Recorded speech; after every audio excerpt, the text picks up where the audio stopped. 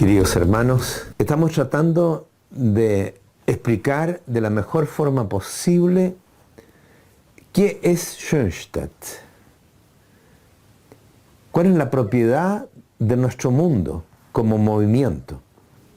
Y para ello dijimos, siguiendo la recomendación del fundador, vamos a ir viendo los hitos o momentos de gracia centrales que ha tenido la historia de la familia de Schoenstatt.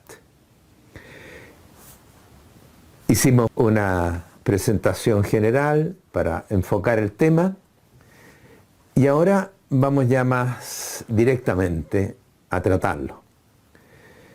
Estamos tratando de captar el contenido del primer hito de la familia, del 18 de octubre de 1914. Decíamos que estos hitos no son algo que surge de la nada o que de repente aparece algo, sino que tienen un antes, una ahora y un después. Y eso es muy importante tenerlo claro ante nosotros. Se trata de un desarrollo orgánico de una meta que el fundador tiene ante sí y un proceso orgánico en el cual vamos viendo cómo Dios conduce al fundador a abordar la realización de esa meta. Yo quiero leerles a ustedes ahora un pequeño trozo de un ensayo que hizo el padre Kentenich, si no me equivoco, en el año 51, que se lo entregó al padre Agustín Bea, jesuita, que era en ese tiempo consultor del Santo Oficio. El padre escribe lo que llamó él las claves para entender Schoenstatt. Y al inicio dice así: quien quiera formarse una opinión personal valedera sobre Schoenstatt, es necesario que sepa cómo se gestó Schoenstatt, qué características tiene y qué fines persigue. Las presentes claves apuntan a dar una respuesta breve y clara a estos interrogantes. Y la manera más sencilla y adecuada de hacerlo es exponer con concisión la historia de Schoenstatt y reflexionar sobre ella. Es lo que estamos tratando ahora de hacer. Se dice popularmente que sabiendo cómo ha surgido algo, se sabrá también entonces lo que es y lo que pretende. Para alcanzar este objetivo no basta con hacer una mera lista de hechos que interpretar, ordenar estos hechos según determinados puntos de vista. Se trata sobre todo de poner de relieve y seguir el desarrollo de las ideas y fuerzas motrices en el transcurso del tiempo. Es lo que estamos tratando justamente de hacer ahora. Que se han ido desarrollando creativamente. Este es el camino que recorren estos ensayos, el método que se aplica. Ideas y fuerzas motrices son las dos claves que permitirán explicar y entender qué es Schoenstatt. Este es el trasfondo de todo lo que estamos haciendo, o tratando de hacer. ¿Cuáles son las fuerzas propulsoras y cuál es la idea directriz que guió al padre Kentenich en este camino, en el desarrollo de Schoenstatt? Es un proceso, hemos dicho. No es que el padre Kentenich de pronto, casi de la nada, hubiera dicho, tenía a los jóvenes ahí, entonces yo los voy a convidar a que pidamos a la Virgen. No. Venía él con un bagaje bastante contundente. No venía así nomás. Él había tenido una historia, había reflexionado, había tenido experiencias fundamentales en su vida, y todo eso iba conformando lo que él después, Dios le llamaba a realizar en Schoenstatt. ideas directrices y fuerzas propulsoras. ¿Cuál es la idea directriz que guió la fundación de Schoenstatt? Fíjense que aquí el padre Kentenich dice algo bien interesante. Dice, yo nací como una idea congénita o innata.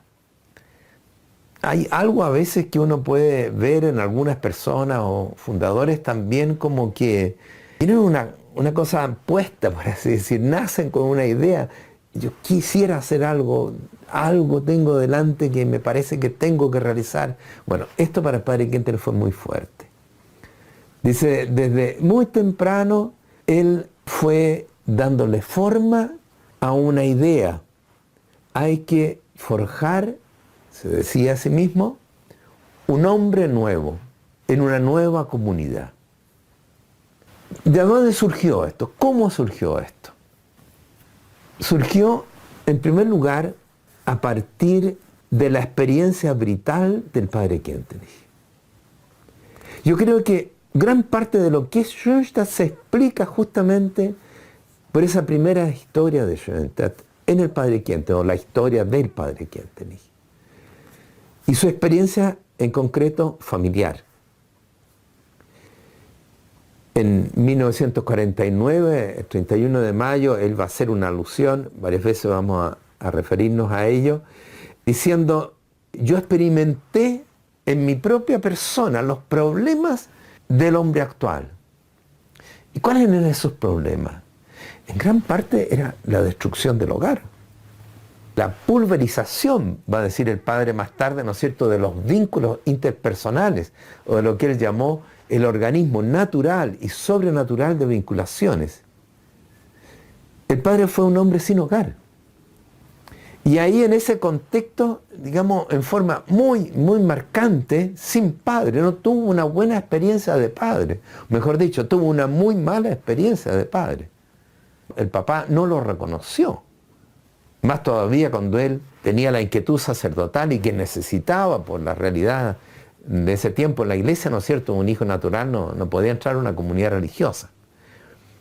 Él vivió la primera infancia, estaban sus abuelos todavía, después solo su madre, los abuelos murieron y la madre no pudo tenerla, ella servía en diversas partes, digamos, como empleada doméstica.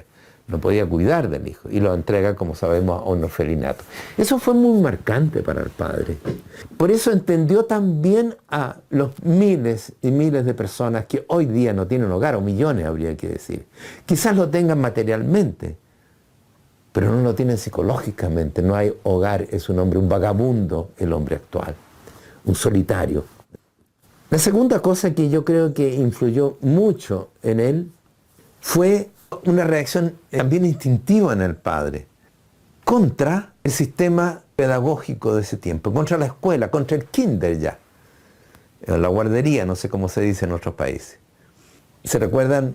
Hay una escena en que él se cae al pozo de agua que las casas tenían y prácticamente casi se ahoga, lo sacan inconsciente, lo tratan de reavivar y no había caso, hasta que no sé si era una prima, yo muy bueno para estas cosas concretas se me van a veces, pero creo que era una prima, una parienta, le dice, despiértate, vamos a llevarte a la escuela y tenemos un santito. Y él despierta y dice, no quiero santito ni quiero ir al colegio, no quiero ir al kinder.